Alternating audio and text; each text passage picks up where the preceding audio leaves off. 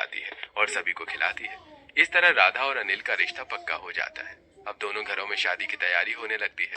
2 महीने के अंदर ही दोनों की शादी हो जाती है और राधा दुल्हन बनकर अपने ससुराल आ जाती है गृह प्रवेश के बाद। राधा बहू, अपने कमरे में जाकर आराम कर लो। अपर्णा बहू तुम्हें तुम्हारे कमरे तक छोड़ देगी। अपर्णा राधा को उसके कमरे तक छोड़ती है और कहती है, राधा, किसी चीज की जरूरत पड़े तो मुझे कॉल करना। ऐसा कहकर अपर्णा चली जाती है। थोड़ी देर बाद अनिल कमरे में आता है। वो दोनों आपस में बातें करते हैं। तब अनिल कहता है, राधा, मैं तो तुम्हें देखते ही दिल दे बैठा था और मैंने सोच लिया था कि शादी करूंगा तो इसी लड़की से करूंगा। अनिल की बात सुनकर राधा शर्मा जाती है। अगली सुबह राधा सोकर उठती है और तैयार होकर हॉल में आती है। तब राधा की सास कहती है, राधा बहू, मोहल्ले की औरतें अभी आती ही होंगी। आज तुम उनसे मिल लो और फिर कल हम तुम्हारी पहली रसोई का पूजन करेंगे। जी माँ जी। तभी वहां पर अपर्णा सभी के लिए कॉफी लेकर आ जाती है। वो सभी को कॉफी देती है। राधा कॉफी पीते हुए कहती है, भाभी, मैं भी आपकी मदद कर दूं? अरे देवरानी जी, इतनी जल्दी क्या है? आज तो आपका ससुराल में पहला दिन है। खाना मैं बना लूंगी। वैसे कल आपका चूल्हा पूजन और पहली रसोई है। आप खाना कल ही बनाना। थोड़ी देर बाद मोहल्ले की सभी औरतें आती हैं और राधा तैयार होकर उनके बीच बैठती है, जिसे देखकर उसकी तारीफ करती है। देवकी बहन, तुम्हारी बहू तो बड़ी ही सुंदर और संस्कारी भी लगती है। हाँ बहन, मेरे घर में तो अब दो दो लक्ष्मी आ गई हैं। सभी लोग चाय नाश्ता करते हैं और फिर बहू को गिफ्ट देकर चले जाते हैं। दोपहर हो चुकी थी। तभी सोफे पर बैठा विनीत अपर्णा से कहते हैं, अपर्णा बहू, छत पर अच्छी खासी धूप है। तुम जरा राधा बहू को छत पर घुमा कर ले आओ। इसी बहाने वो थोड़ी धूप भी सेक लेगी। अब अपर्णा राधा छत पर जाती है। राधा देखती है कि छत काफी साफ सुथरी थी। आसपास के कुछ लोग अपनी छत पर बैठकर धूप ताप रहे थे, तो कुछ लोग अपनी छत पर कपड़े सुखा रहे थे। पड़ोस की नंदिता भी अपनी छत पर रील बना रही थी। राधा ये देखकर बहुत खुश हो जाती है। वो भी थोड़ी देर अपनी जेठानी के साथ छत पर धूप में बैठी बातें करती है, फिर नीचे आ जाती है। ऐसे ही आज का दिन खत्म हो जाता है। अगले दिन सुबह अपर्णा राधा के कमरे में आती है और कहती है, राधा, तुम जल्दी से तैयार होकर रसोई में आ जाओ। आज तुम्हारा चूल्हा पूजन है। जी भाभी।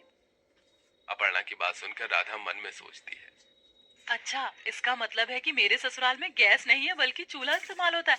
मैं तो खामखा डर रही थी। चूल्हे में खाना बनाने में तो डर की कोई बात ही नहीं है। अपर्णा ऐसा कहकर चली जाती है। राधा नहा धोकर तैयार होती है और रसोई में जाती है, जहाँ पर अपर्णा उसे आरती की थाली देते हुए कहती है, राधा, ये लो आरती की थाली और चूल्हा पूजन करके खाना बनाना शुरू करो। राधा आरती की थाली लेती है और गैस के पास जाती है। वो जैसे ही गैस को देखती है तो उसके हाथ कांपने लगते हैं और राधा घबराने लगती है। थोड़ी ही देर में आरती की थाली उसके हाथ से छूट जाती है और राधा चीख मारती है। फिर राधा रसोई से बाहर आती है। सभी लोग राधा का चिल्लाना सुनकर वहां इकट्ठा हो जाते हैं। तब कपिल कहता है, क्या हुआ राधा, तुम इतनी घबराई हुई क्यों हो? भैया, मुझे गैस से बहुत डर लगता है। मैं गैस पर खाना नहीं बना सकती। सभी लोग हैरान हो जाते हैं। तब अपर्णा सभी को समझाते हुए कहती है, दरअसल देवरानी जी के यहाँ पर चूल्हे पर खाना बनता है। उन्हें गैस पर खाना बनाने की आदत नहीं होगी, शायद इसीलिए घबरा गई। कोई बात नहीं बहू, तुम छत पर एक छोटा सा चूल्हा बनाकर वहाँ पर खाना बनाकर चूल्हा पूजन और पहली रसोई की रस्म पूरी कर लो। ऐसा कहकर सभी लोग वहां से चले जाते हैं। तब अपर्णा कहती है, चलो राधा, हम गार्डन से थोड़ी मिट्टी उठा लेते हैं और मैं चूल्हा बनाने में तुम्हारी हेल्प कर देती हूँ। तब वो लोग गार्डन में जाते हैं। वहां से चूल्हे के लिए मिट्टी और कुछ ईंटें भी उठाते हैं। वहीं सासू माँ बाजार से लकड़ियां लाकर राधा को दे देती है। अब राधा ईंटों को जोड़कर उसमें मिट्टी लगाकर चूल्हा बनाती है और फिर वो चूल्हा पूजन करती है। उसके बाद वो नीचे जाकर सारा सामान ऊपर लेकर आती है और लकड़ियां लगाकर चूल्हा जलाती है। फिर खाना बनाना शुरू करती है। राधा सबसे पहले तो सरसों का साग और लौकी का रायता बनाती है। फिर वो वेज पुलाव और कढ़ी भी बनाती है और अंत में वो गरम गरम मक्के की रोटियां बनाती हैं। उसके बाद राधा सभी लोगों को आवाज देकर कहती है, आप सभी लोग ऊपर आ जाइए, खाना तैयार है। सभी लोग छत पर आ जाते हैं। तब राधा चूल्हे के पास चटाई बिछा देती है और सभी लोगों के लिए थाली परोसती है। सभी खाना खाते हैं। राधा, तुमने तो बहुत ही स्वादिष्ट खाना बनाया है। भाई, चूल्हे का खाना खिलाकर तो तुमने मेरी दादी की याद दिला दी। ऐसे ही वो भी मुझे चूल्हे पर खाना बनाकर गर्मा गर्म खिलाया करती थी। वैसे राधा, ठंड इतनी बढ़ गई है कि छत पर इस हल्की हल्की धूप में बैठकर खाना खाने में बहुत मजा आ रहा है। राधा, तुम भी हमारे साथ बैठकर खाना खा लो। सभी लोग खाना खा लेते हैं। उसके बाद देवकी कहती है, ठीक है राधा, हम लोग नीचे जा रहे हैं। तुम भी जल्दी से यहाँ साफ सफाई करके नीचे आ जाना। और अपर्णा, तुम नीचे चलकर बाकी काम देखो। सभी लोग नीचे चले जाते हैं। तब राधा चूल्हा बुझा देती है और आसपास की साफ सफाई करके बर्तन लेकर नीचे आ जाती है और रसोई में जाकर सारे बर्तन धोकर साफ कर लेती है और उन्हें जमा कर रख देती है। फिर दोपहर में राधा अपने कमरे में जाकर आराम करती है। ऐसे ही सारा दिन बीत जाता है और शाम हो जाती है। अपर्णा रसोई में आती है तो देखती है कि राधा उसे कहीं नजर नहीं आ रही थी। फिर अपर्णा अपनी सास के पास जाती है और कहती है, माँ राधा दिखाई नहीं दे रही, आपको पता है क्या वो कहाँ है?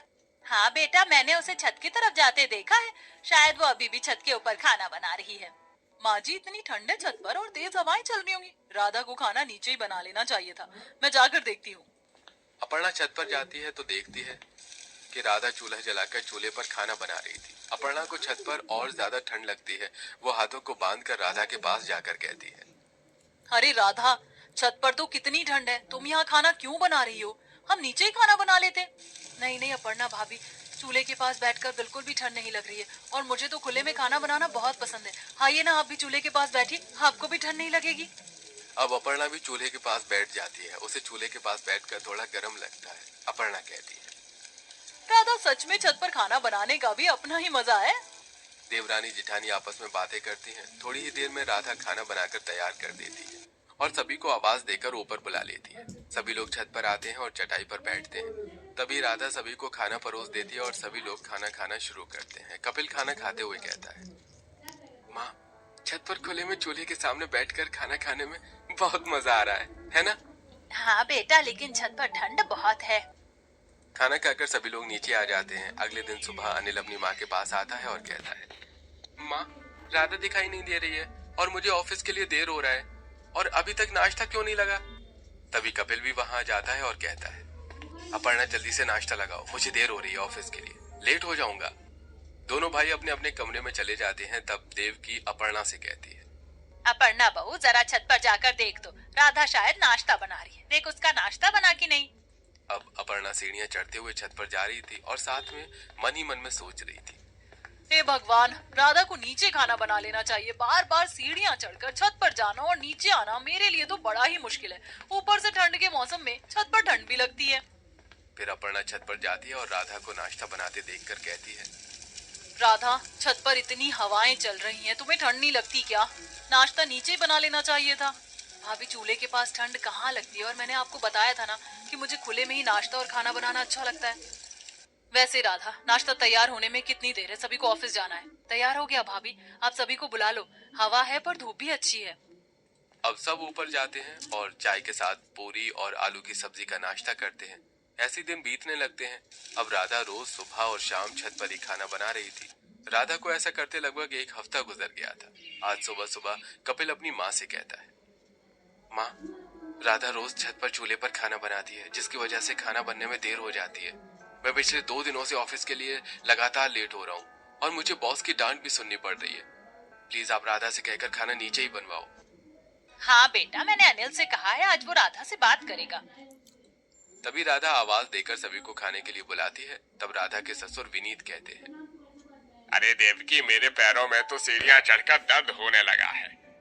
आज मैं छत पर नहीं जा पाऊंगा। तुम लोग चले जाओ और मेरा नाश्ता नीचे ही ले आना। अपर्णा बहू, आज तो मुझे भी बहुत ठंड लग रही है, इसीलिए मैं छत पर नहीं जा पाऊंगी। ऐसा कर कि तू हमारा खाना नीचे ही ला दे। अपर्णा, ऊपर जा रही हो तो हम सभी का नाश्ता भी नीचे ही ले आना, तब तक मैं ऑफिस के लिए तैयार हो जाता हूँ। अपर्णा छत पर जाती है और राधा से कहती है, राधा, सभी लोगों को आज अपना नाश्ता नीचे ही चाहिए, तो चलो हम दोनों ही सारा नाश्ता उठाकर नीचे पहुंचा देते हैं। अपर्णा भाभी, मैं ऐसा करती हूँ कि गरम गरम रोटियां बनाती हूँ और आप सारा खाना नीचे पहुंचा दो। ठीक है राधा, तो फिर तुम रोटियां बनाओ, मैं खाना नीचे पहुंचाती हूँ। अब राधा रोटियां बनाना शुरू करती है और अपर्णा सारा खाना उठाकर सीढ़ियों से नीचे ले आती है। पहले वो सब्जी लाकर नीचे रख देती है, फिर वापस सीढ़ियां चढ़ती है और अपने मन में सोचती है, राधा ने तो परेशान कर रखा है, जबरदस्ती ऊपर खाना बनाती है और अब तो मुझे खाना लेकर नीचे भी आना पड़ रहा है। एक तो ठंड का मौसम है, ऊपर से सीढ़ियां चढ़ने में तो मेरे पैर ही दुख गए।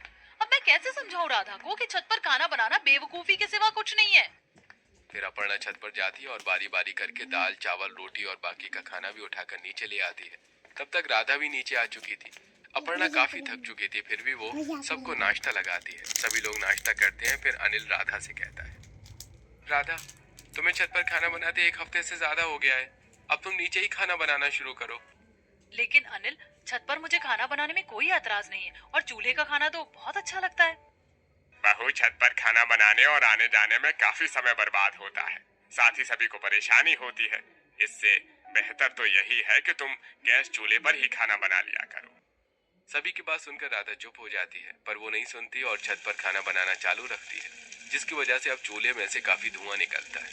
उस धुएं से आसपास में छत पर सूख रहे कपड़े काले हो जाते हैं और अब जब हवाएं चलती हैं तो चूल्हे की राख आस पड़ोस के लोगों की छत पर जाती है और गंदगी मच जाती है, जिससे परेशान होकर दोपहर में मोहल्ले की कुछ औरतें देवकी के पास आती हैं और बैठती हैं। तभी शोभा कहती है, देवकी बहन, आजकल तुम अपनी बहू से छत पर खाना क्यों बनवा रही हो?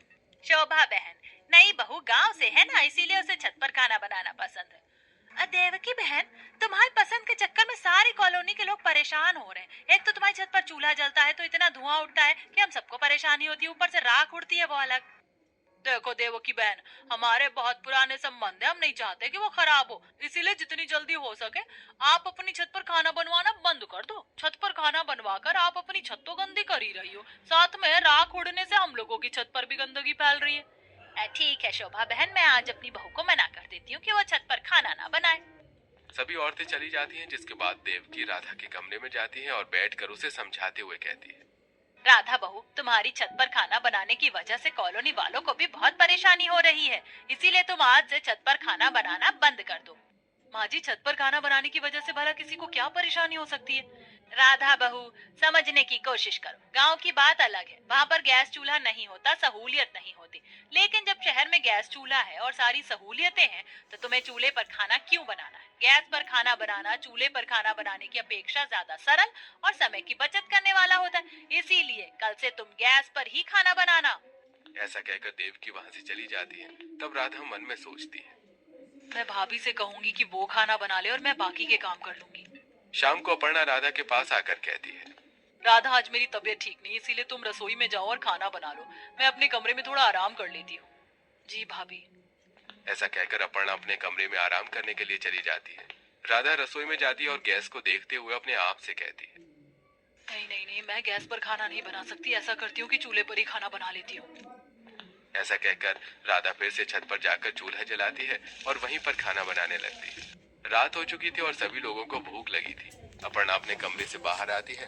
तब विनीत अपर्णा से कहता है, बहू, मुझे भूख लग रही है और राधा बहू ने आज फिर से छत पर खाना बनाया है, लेकिन इस ठंड में तबीयत कुछ ठीक नहीं है, इसलिए मैं छत पर नहीं जाऊंगा। तो तू ऐसा कर कि खाना नीचे ही ला दे। ये सुनकर अपर्णा कहती है, क्या आज फिर राधा ने छत पर ही खाना बना लिया? ठीक है पिताजी, मैं देखती हूँ। अब अपर्णा सीढ़ियों से ऊपर चढ़कर छत पर जाती है और देखती है कि राधा छत पर खाना बना रही थी। वो गुस्सा होते हुए कहती है, ये क्या है राधा, तुम्हें छत पर खाना बनाने के लिए मना किया था ना, फिर भी तुम छत पर ही खाना बना रही हो। क्या करूं भाभी, मुझे गैस से डर लगता है। मैंने सोचा था कि आप खाना बना लेंगी और मैं आपकी मदद कर दूंगी, लेकिन आपकी तबीयत ठीक नहीं थी तो मजबूरी में मुझे छत पर खाना बनाना पड़ा।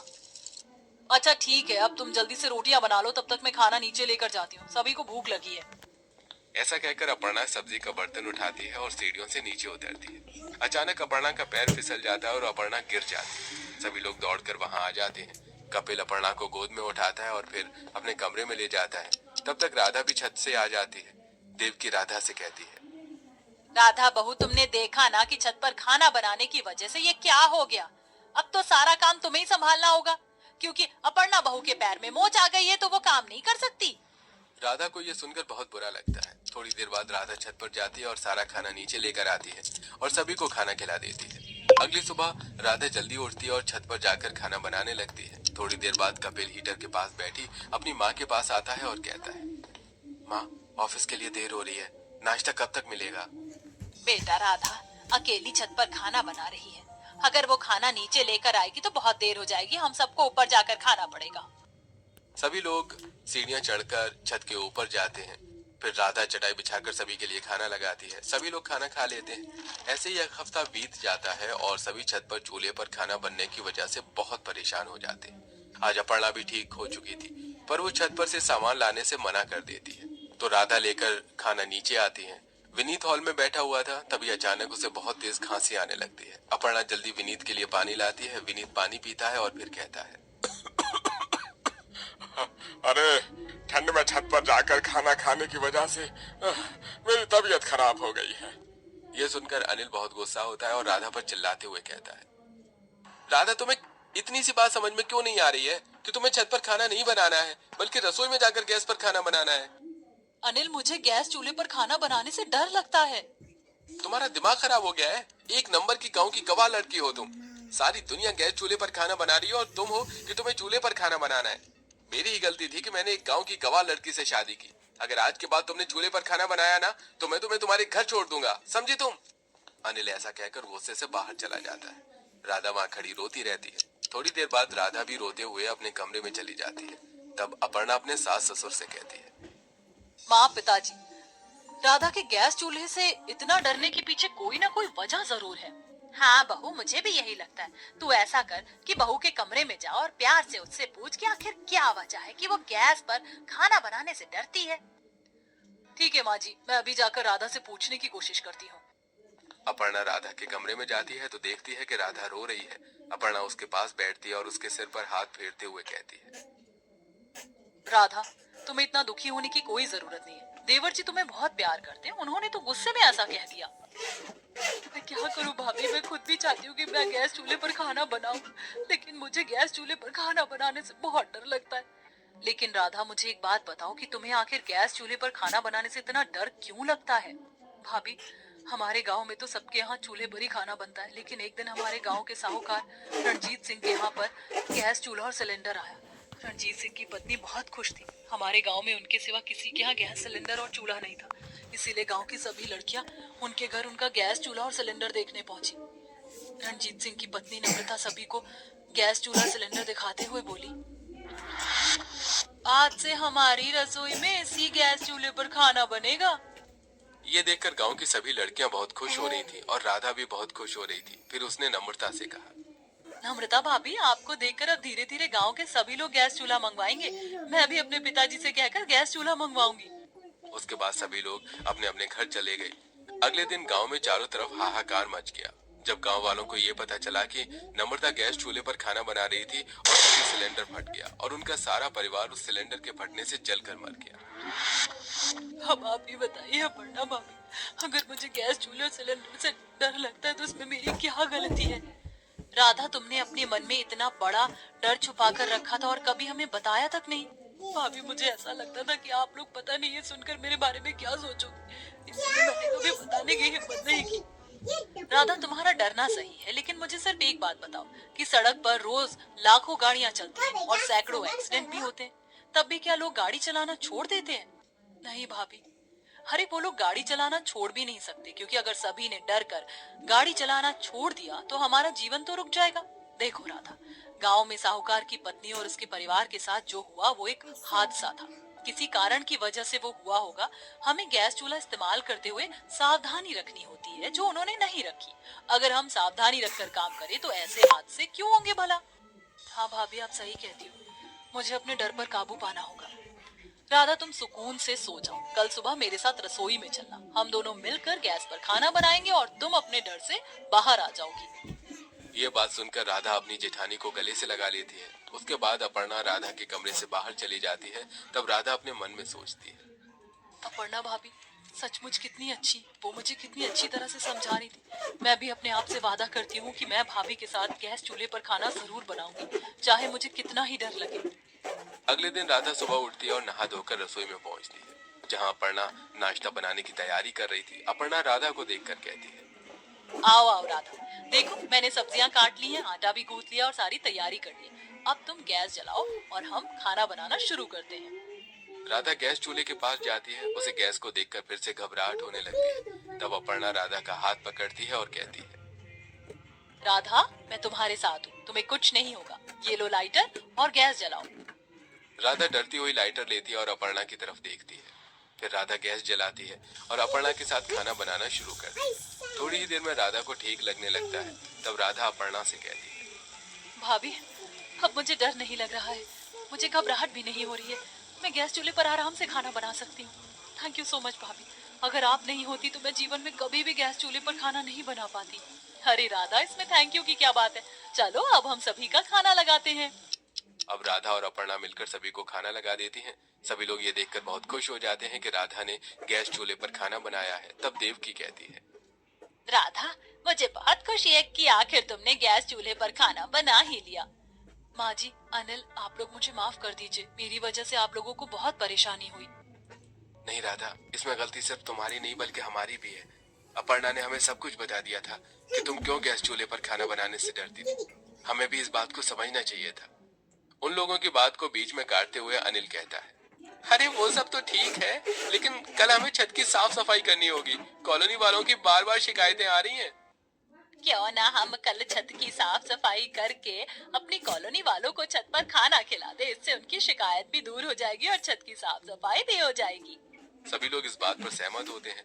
अगले दिन सभी लोग छत की साफ सफाई करते हैं और कॉलोनी वालों को छत पर बुलाकर सभी को खाना खिलाते हैं। कॉलोनी वाले भी बहुत खुश हो जाते हैं और इस तरह दोनों बहुएं आपस में मिलजुल कर खुशी खुशी रहने लगती हैं।